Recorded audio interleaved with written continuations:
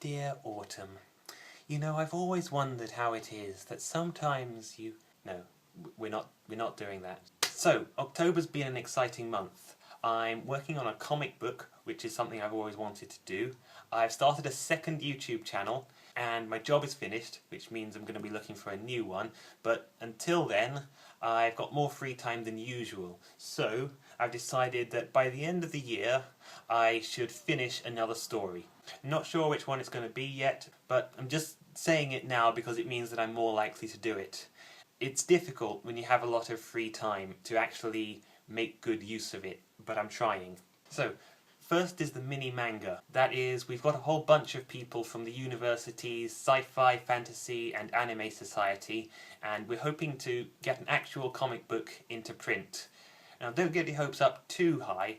This is only the 4th year running when we're trying to get this project off the ground, but I really think this could be the year.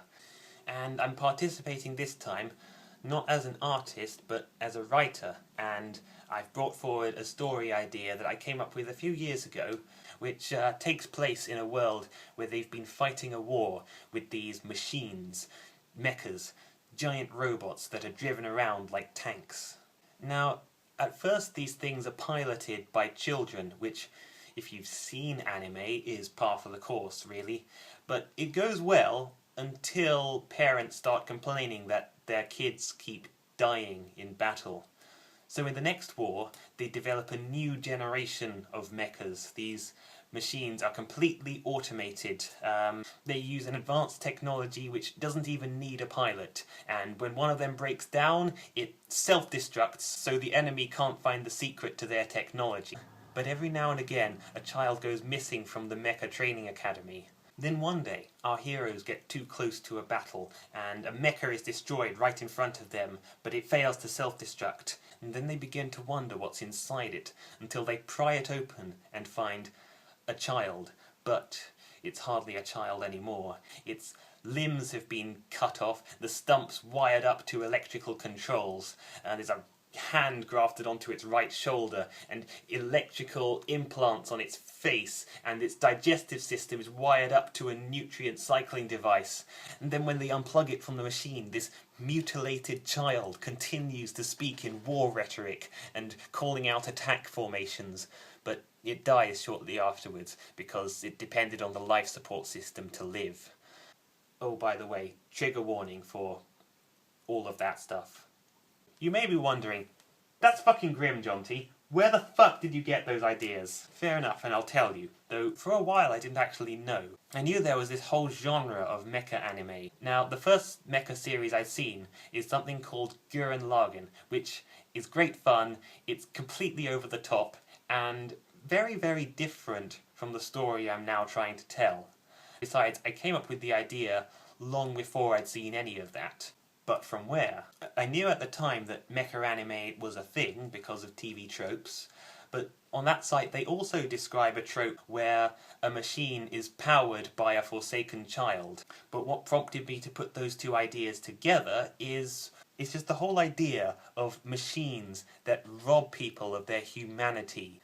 And that's what I realised just the other week, that this idea had been firmly ingrained into me by Doctor Who. What are they, robots?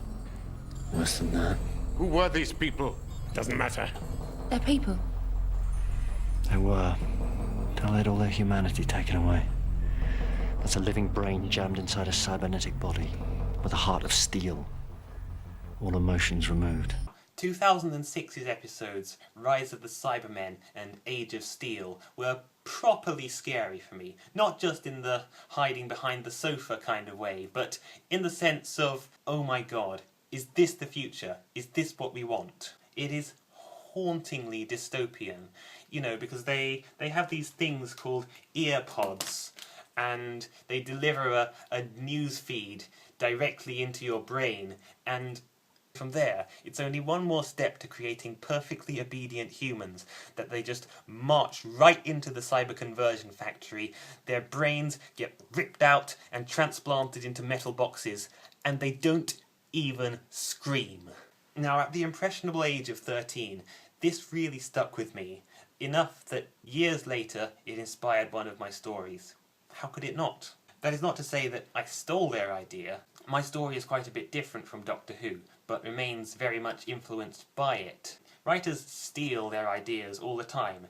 Everyone has their influences, and it hardly counts as stealing when you take the one piece of a story that matters the most to you and make everything else different. I mean, Doctor Who, for instance, could be said to steal ideas all the time, from westerns to Agatha Christie novels. In fact, the Cybermen episodes in Season 2 borrowed quite a bit from Philip Pullman's The Amber Spyglass, whether intentionally or not. I know Russell T Davies was a big fan of those books. I would say more, but it would spoil the ending. Now, Philip Pullman as well, when he was writing the His Dark Materials books, he actually borrows a little something from the Chronicles of Narnia. You know, besides the general concept of children travelling into parallel worlds. This is in spite of, or perhaps because of, that he's gone on record for saying how much he hates Narnia.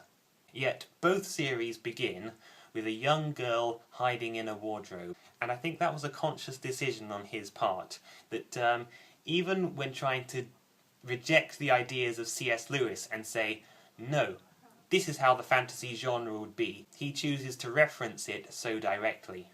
So there you go. No work of fiction exists in a vacuum. It's all a product of everything that's gone before it, whether you loved or hated those stories, or simply found them scary. I'm the Nostalgia Critic, and I remember it so you'd... Wait. It's been good talking to you. I'll see you in November.